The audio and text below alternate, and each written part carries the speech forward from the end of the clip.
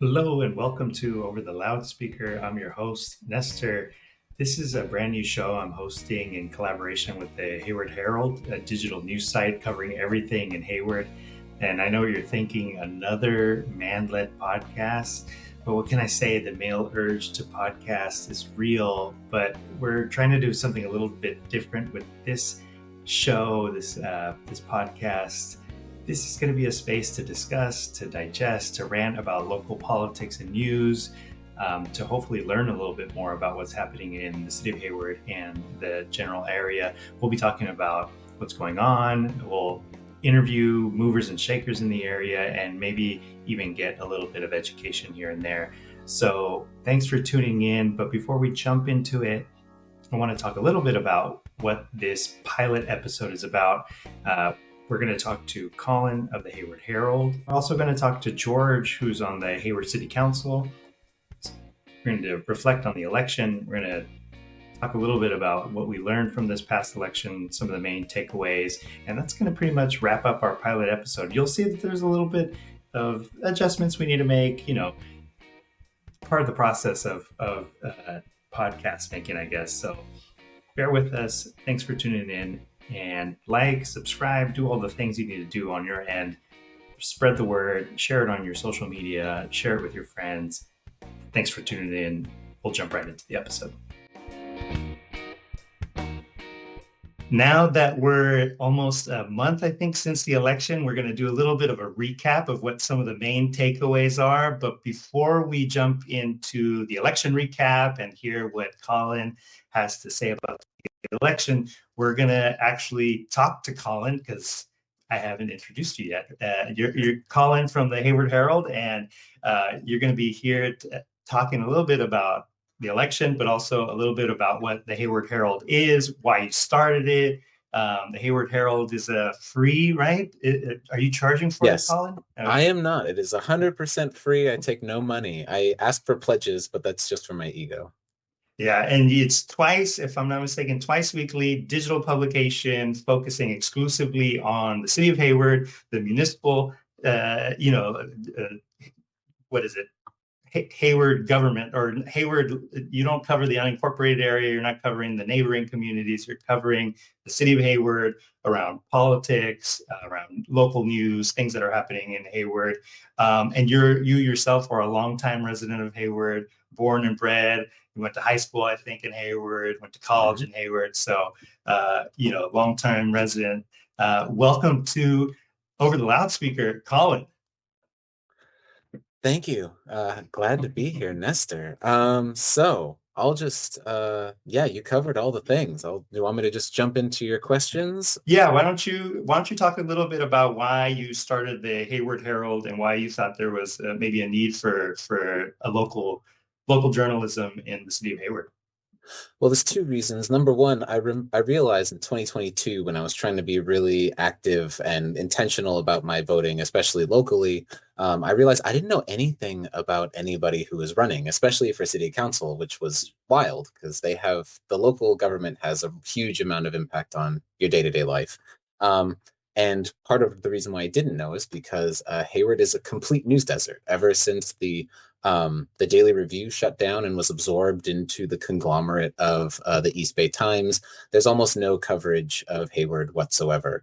So rather than just complaining, I decided to be the change I wanted to see in the world, and I decided to just start doing it. And it's been a little over a year now, and it's been a ride, to say the least.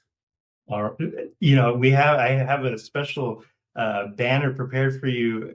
Follow the Hayward Herald on Instagram and Substack. Like, follow, and subscribe to the YouTube channel. That's just for you, Collin. I hope you like that. Appreciate it. It took me a lot of time.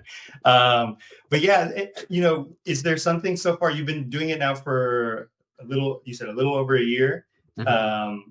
Is there anything you've learned from the process of writing a twice weekly newsletter, which is a lot of work, by the way, for someone who isn't necessarily, the compensation, of course, is I'm sure there's a lot of symbolic compensation for doing so, but, it's a lot of work. And, what have you learned through that process so far? It's been mostly, I guess, it sort of the things that for me, it's been just a lot of learning the in and outs of how government works. Like I didn't have a very strong civics education. I did go to Hayward High, but I took didn't ta- that's the one set of like non-accelerated classes I took, and they were terrible. So my civics education has not been great, but I've learned a lot. A lot of it has been that party lines don't really work at the local level. They're just people. A lot of them don't have like a super strong like political framework they're operating in. They're mostly just listening to and responding to the same, I don't know, 15, 20 people that they talk to on a regular basis and going from there. I also noticed that staff has a lot of ability to control what happens because they're the ones who put the ideas forward and respond sometimes to council's very wild and incoherent sometimes responses.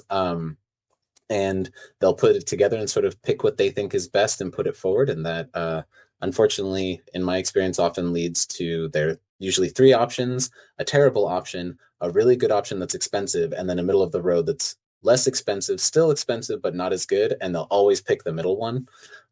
So that's hopefully getting less in the future, but that's a lot of what I've noticed so far. And is there something in specific, something specific you want, your Hayward readers to kind of take away from your, I don't know if you dare call yourself your reporting or your coverage of local Hayward politics and news? Is there something specific you want residents to be either more informed about, or you want them to sort of take a little bit more seriously as it relates to kind of local Hayward city politics? Yeah, I think the important thing for me is everyone understanding how government actually works and who's responsible for what, because there's a lot of overlapping layers of government and they don't always react together and work together well. So, for example, there have been times where people have shown up at city council meetings to complain about schools, but city can't do anything about schools because that's a school board. And it is confusing. There's a lot of different stuff that goes on, and there are also sometimes where people will show up at the very last step of the process after tons of work has been done, just because that's when it shows up at city council, even though there have been lots of opportunities, but they're inconvenient or you don't know about them. They're not as high profile. So mostly I want people to know how government works so that they can make it work for them. That's sort of how I see it as a form of empowerment for people. Speaking of how government works, we happen to have our first very exclusive guest, well, second, I guess, guest that, Collin is going to be more of in co-host capabilities throughout this podcast. But, we're going to be joined by George Syrop, Hayward City Council member. I'm going to bring him on in a second. But I think we're going to do a little bit of digesting and recap and making sense of what some of the things we might have learned as a result of this election that just passed. So I'm gonna bring George on now, and George, welcome to Over the Loudspeaker. Welcome. Thank you. Thanks for having me. I'm coming to you live from this very moody beach, and excited. Is that on the Hayward shoreline? I wish we had beaches like this, but I'm loving the logo. I really want to get a little hat with that Over the Loudspeaker logo. The merch is going to be coming soon. Once we capitalize on merch this. Plug. Is this a podcast if there's no merch plug? Yeah, exactly.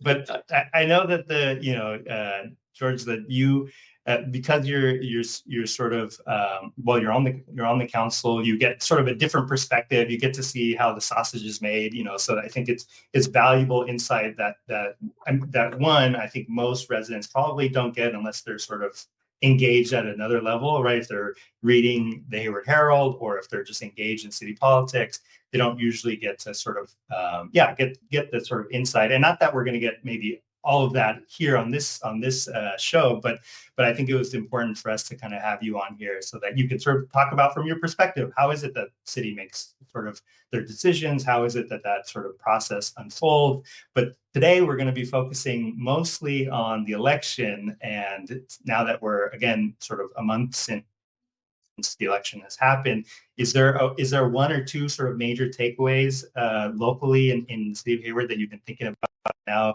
that we're a month has passed since this election? Yeah, I appreciate that question. If we ever want to get into the weeds about the mechanics of city government, I'm happy to come back for future episodes as long as I don't mess this one up. But I think, yeah, it's been a month. The incumbents ran for reelection. I was supportive of all their campaigns. I think we've learned to work together pretty well.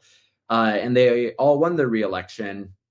And locally, the city also passed a measure called K1 by 83% approval rate, which is quite high for a local measure, which we saw as a pretty strong vote of confidence from the Hayward voters. So, I would say from the city of Hayward perspective, it seems like there's a signal from the voters that they're supportive of the city's current leadership, even if I might have a difference of opinions or a difference of opinion with some of my colleagues on the council, depending on the issue. And we also saw a rejection of some of the more, I would say, right-wing tendencies in the community too. We had someone who was running for 5 seats at once. They were currently holding a seat as one of the Chabot College, Las Positas College board trustees, and they lost their seat as an incumbent by a pretty hefty margin, along with a hard seat. Did they go for school board? They went for school board. They narrowly lost that one. I can't think of the other ones, but there was 2 other ones that they were also running for as well. The Orloma, maybe Orloma they run for Orloma or no Eden Healthcare. Oh, okay, It's Or both. yeah. So that's 5. Yeah, so I thought that was interesting to see. A lot of coordination at the local level around kind of reinforcing partially the political establishment, but really rejecting some of the right wing candidates that we saw run in this race. In addition to that candidate who ran for 5 seats, there were a few others that ran for multiple seats too that were kind of in that camp. So I thought that was good at the local level, but I think overall the major takeaway is that less people just showed up to vote. I think back in 2020, we had something like an 80% voter turnout for the 2020 election across Alameda County. And this time we were looking at something like 71%. And I think it also shows you the impact that these larger campaigns, like the presidential campaigns, can have on an election, is when there's not a candidate that's actually motivating people or exciting folks to show up, then folks don't just show up, or they just don't show up. And as I've been having conversations with the results of the presidential election with different folks in the community, some people might have the reflex or the instinct to blame the left. Oh, their campaign lost because they tried to be too woke, or they were focusing on the wrong things. Or, oh, they lost because the people didn't show up to vote. They're not taking their responsibility seriously. I believe more in the first than the second. I think, it's wrong to shame any individual for not wanting to go out and vote. I think it's a candidate's job to excite somebody to go out and vote. If you aren't connecting, if you aren't communicating with them, and you're not giving them a reason to come out and support you or rally folks to support you, then that's on you as a candidate.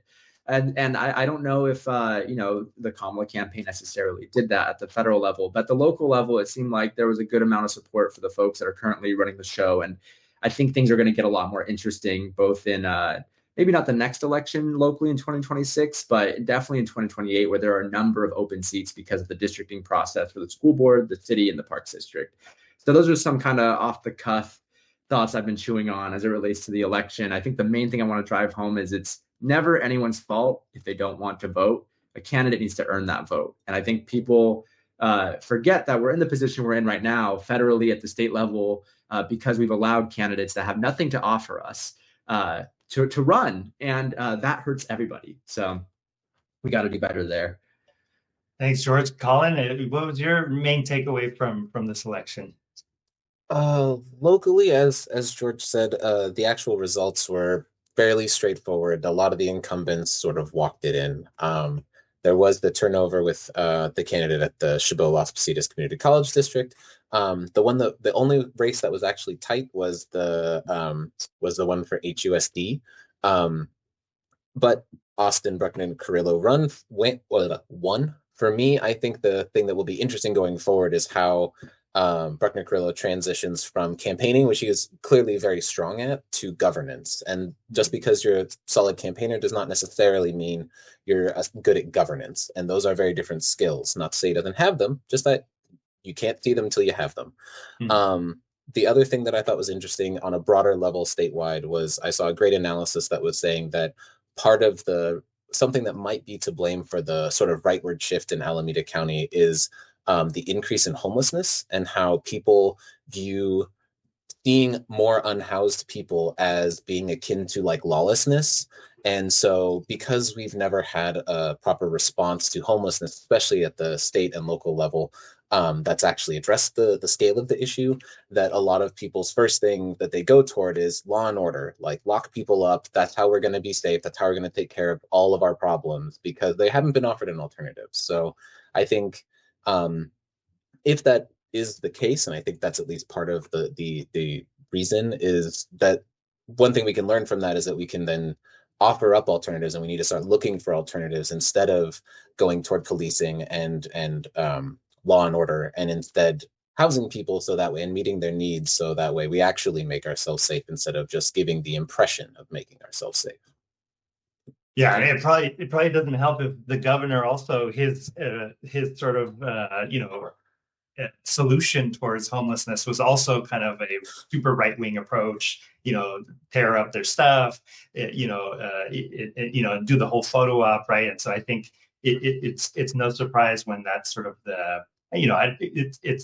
it's also, it would be interesting to kind of get a sense of whether they were doing that as an appeal to the sort of that conservative base or right-wing base as the election was approaching, because I think it happened prior to the election, right? Like maybe a month or two prior to the election. But George, you were going to jump in. Oh, yeah. I mean, there's two things I wanted to kind of touch on. First was that close race between Austin and the other candidate. And just to share, I served on the Community Services Commission with Austin prior to my election onto the council. Since I've been on council, Austin's chaired that commission, served alongside Collin on that commission before Collin resigned from it. And, I was happy to support his campaign early on because my time with him on the commission, he really demonstrated to me a desire to get into the weeds, to get into the details, and not be afraid to drive forward a change, whether that was on the commission and how the commission handled its business, whether that was leveraging the commission to apply pressure to the city council to create a public safety committee that is now open to the public. So there's more transparency on how the city is approaching its public safety issues. Some folks were a little concerned because Austin doesn't have a kid or a kid in the district, but Austin is someone that's experienced a lot of hardship growing up and understands the systems and how they fail our youth. And I think has a self-interest, the experience, the lived experience, and also I think a level of commitment and focus to help drive forward some legitimate changes in the school district. I share all that because one of the things I wanted to mention just as another election thought before I move into talking about homelessness a little bit is we almost didn't win that seat. And to me, I think it's a little bit of I think it's worth saying, a sign of how out of touch some of our own local politicians are. I mean, a number of them tried to rally behind a different candidate who I have immense respect for as a leader in the community, but just wasn't running a viable campaign. And because of this inability to coordinate, we almost lost this third school board seat to someone that nobody wanted to have that seat because folks couldn't, I think, put their own interests to the side and focus on actually securing power that benefits the whole community. We saw this happen with Jesse Gunn, who's a friend of ours, who's running for the AC Transit seat. Somebody else that I have immense respect for in the community was tapped to run against him after he'd already been prepping a campaign for 6 months and secured many of the endorsements that a lot of the folks in the political space in Hayward also respect and rely on. And so that vote ended up being split. And now there's somebody in that seat who, I look forward to working with as one of the city's representatives to AC Transit. But it's a little frustrating that now there's somebody coming in that's a little bit less accountable to the community because a vote was split because we couldn't put our personal differences aside. And so I didn't want to move on too far before calling that out. I think, my hope is, folks reflect on the fact that we did lose a seat that could have belonged to the Hayward community with AC Transit. And we almost lost a school board seat, but won that in spite of the opposition, which to me was frankly, I don't know, maybe a more of a matter of personal disagreements than actual substantive policy differences. So, that's where I think the local elections can get a little dangerous. Like Collin was saying, it's all about, it's like a vibes-based governance. Like there's not a political ideology or framework that we're all kind of operating off of. And so, we ran the risk of actually slowing down the progress of the school board because of these petty differences. I don't know if any of you have some thoughts on that. I just wanted to make sure to shout it out and maybe add a little bit of drama to the mix so we can just spice Well, it up. I like the vibes, the vibes, what is it? Vibes governance, Vibes, like the, vibes-based governance. yeah, vibes-based governance, because, I think there's a little bit of truth to that. I mean, I think it all depends on the level of involvement, right? If like folks who are like on the ground engaged in this process and they're like worrying about who endorses who, and it's not just the folks who are voting last minute who are like, hey, who should, calling their local, their good progressive friend who's involved in the community and cares about stuff, and ask them how to vote. I think, yeah, there's sort of like those two levels, right? And it's like, I think, George, you're kind of speaking to the like folks who are like on the ground, they're engaged, they're involved in politics at that sort of next level of, looking at the endorsements, thinking about, what their platform looks like, those sort of things, right? So, I think if folks are listening, thinking about like, oh, one of the questions I would have is like, well, what does it mean to like get coordinated and be on the same page, right? Be on the same page with who? I think those are some of the questions that, maybe folks are thinking about as they're listening to this. And yeah, I don't know if I have an answer necessarily for that, but. So, this is, again, I am the host, so I get to talk about Trump if we want. No, I'm just kidding. We're not going to talk about, we're not going to talk about the presidential election. But George, I see you sort of chomping at the bit.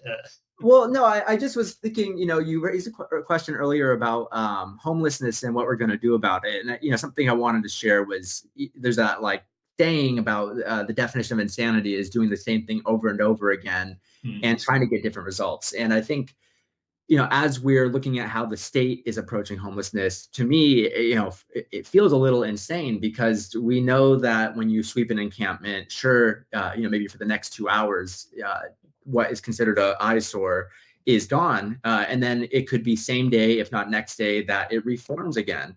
And politically, I don't think any government wants to be seen as not taking any action, but they oftentimes fall back on this approach of, well, we have to keep sweeping them. But that to me is a waste of taxpayer dollars and resources. And it kind of shows that it's really a lack of resources and not necessarily a lack of enforcement that's putting us in this position. Aaron Horner, who runs the First Presbyterian Church, well, he doesn't run it, he's a member of it, works for it, held an amazing event at the Chabot Theater called Community Conversation on Homelessness. And he had folks from the Hayward Fire Department, the Alameda County Sheriff's Office, the Downtown Streets team, a representative from the Downtown Streets team, just different perspectives of folks that have to engage with and do the work around, addressing homelessness in our community, and oftentimes are given the responsibility by government to do it because government doesn't have the adequate funding, even though it should. Even though we're spending billions of dollars to support a genocide in Israel, we somehow can't afford to address these issues here. But what I thought was interesting was, one of the sheriffs talked about how heartbreaking the work is to go into an encampment and say, these are the resources that you should seek out, knowing in the back of their head, I know there's not any available beds. Like, I'm telling them to do something where I know they're just going to face a dead end. Mm-hmm. And to me, that's really the problem, is we're abating encampments rather than resolving encampments. And, every city, including Hayward, has a lot of work to do on that front. And I'll just plug here for the folks that are interested. Folks may have been curious about what's happening with St. Regis, the old retirement home, but we are in the process of trying to add 92 new beds to the community to allow us to be able to house folks. And people are a little nervous because they're like, it's by the businesses, but I get it.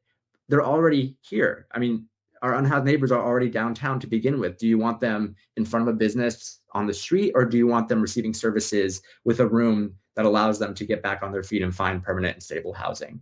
So I just wanted to share those thoughts, just to kind of piggyback off of what Collin shared earlier.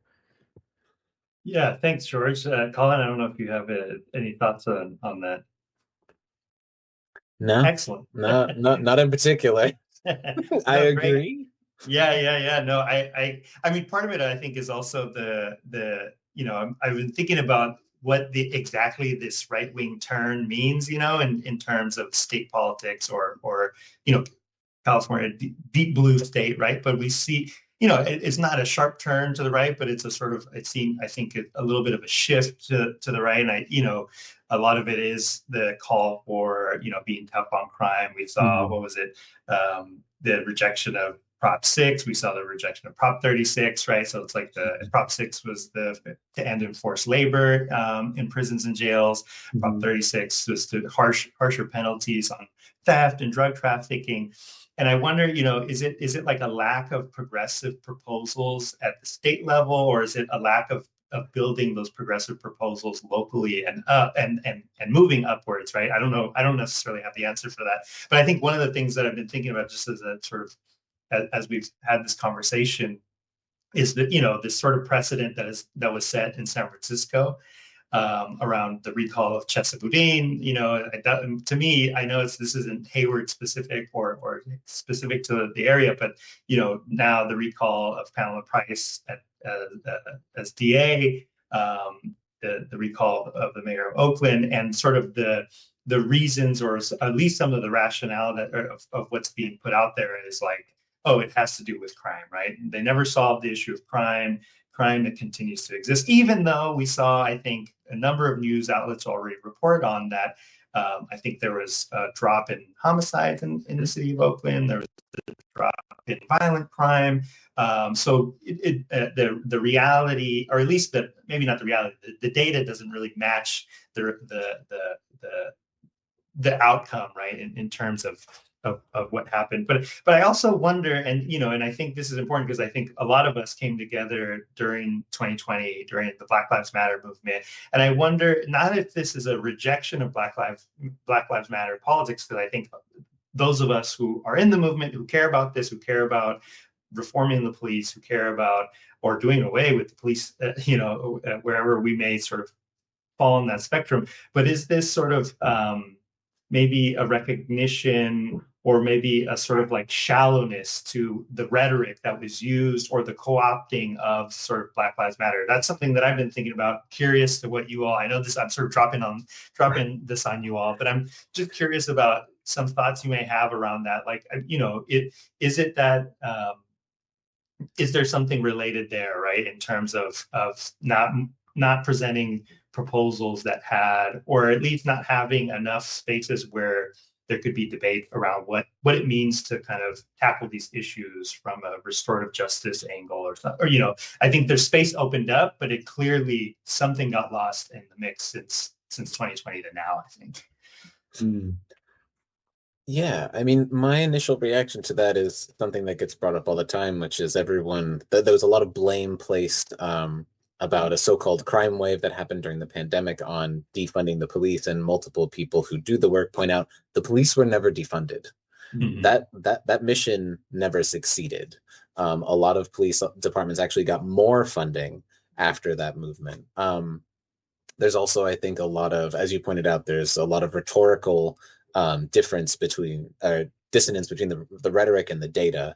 And the data obviously shows that crime was down, things were actually more safe, but then the rhetoric that comes out of it has been a lot more right-wing, that also, not surprisingly, coincides with the consolidation of our media landscape under a lot of moneyed interests. A lot of the recall and other larger scale propositions that were more conservative were funded by very moneyed interests that have a very hard fiscal interest in seeing these things happen and seeing these changes occur. And the day-to-day people who were arguably the front runners of the Black Lives Matter movement, or the movement for Black Lives, was they got forced back to work. They have to put bread on the table. They gotta do their thing, and they're just getting overwhelmed by the capitalist machine again. And that's part of why engagement drops. The movements shrivel up, and that's a problem, because we see what happens when the pendulum swings the other direction, because aren't people still pushing it in the right direction? Yeah, I think just to build on that, I think there was a certain level of co-optation in the larger BLM movement. I don't really need to get too deep into that right now, but I know that at the national level, there are issues of some of the organization leaders, taking some pretty large paychecks and kind of cashing out and not really steering the larger movement in a more radical direction. But I also think at the local level, I do think that, we have seen, at least in Oakland, homicides and violent crime go down. I do think that with the pandemic and the worsening economy and inflation, we have seen property crimes actually go up.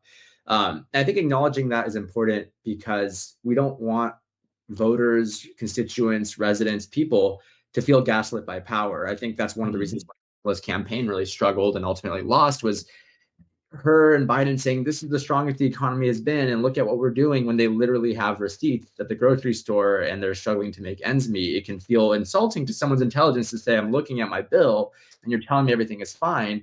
You're lying to my face.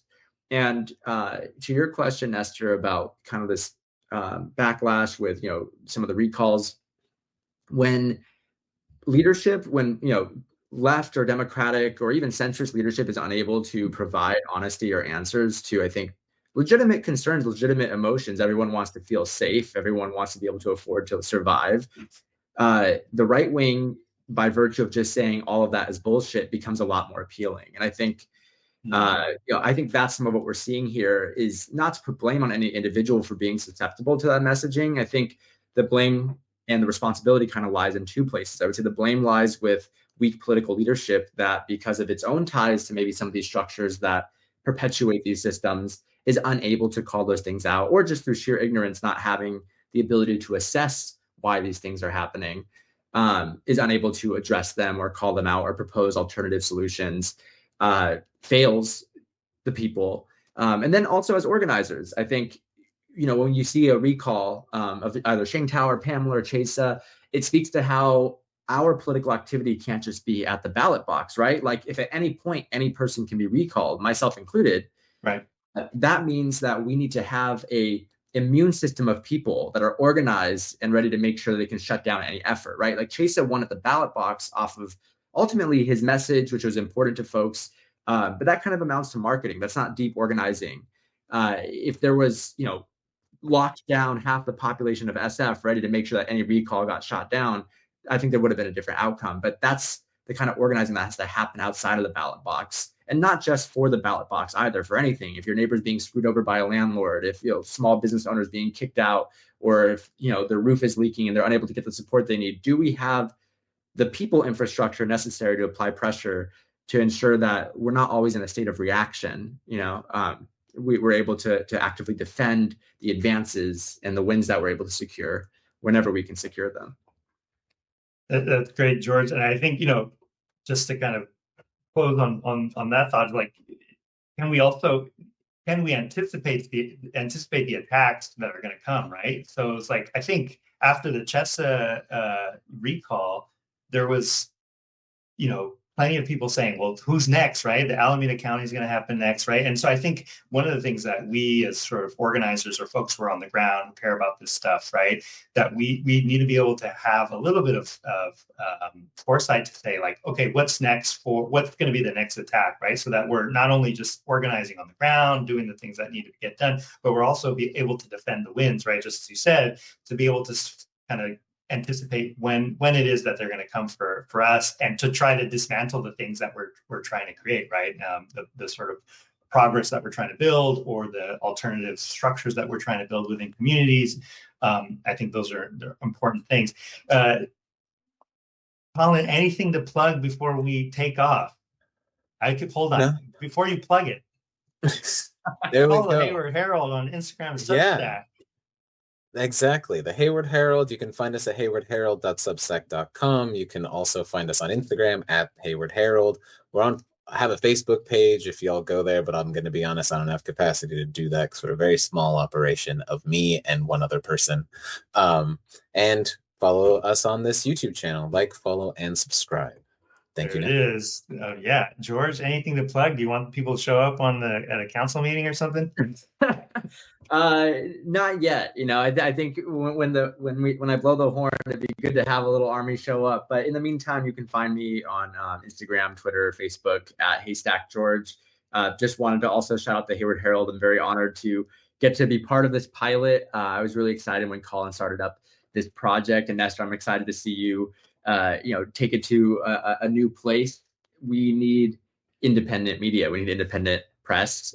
My partner always talks about how criticism builds strong scenes, and whether that's fashion criticism, food criticism, just being able to have that honest dialogue helped everything improve around wherever that criticism is happening. When done correctly. We're not trying to I'm not trying to disrespect anybody, at least, but the intent here is really to make things better for everyone. And I think having a local journalist and a local journalism outlet means that the political scene will also improve. So I'm really excited for what this will become.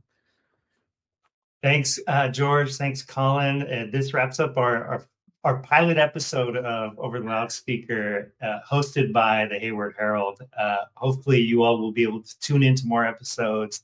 But until next time.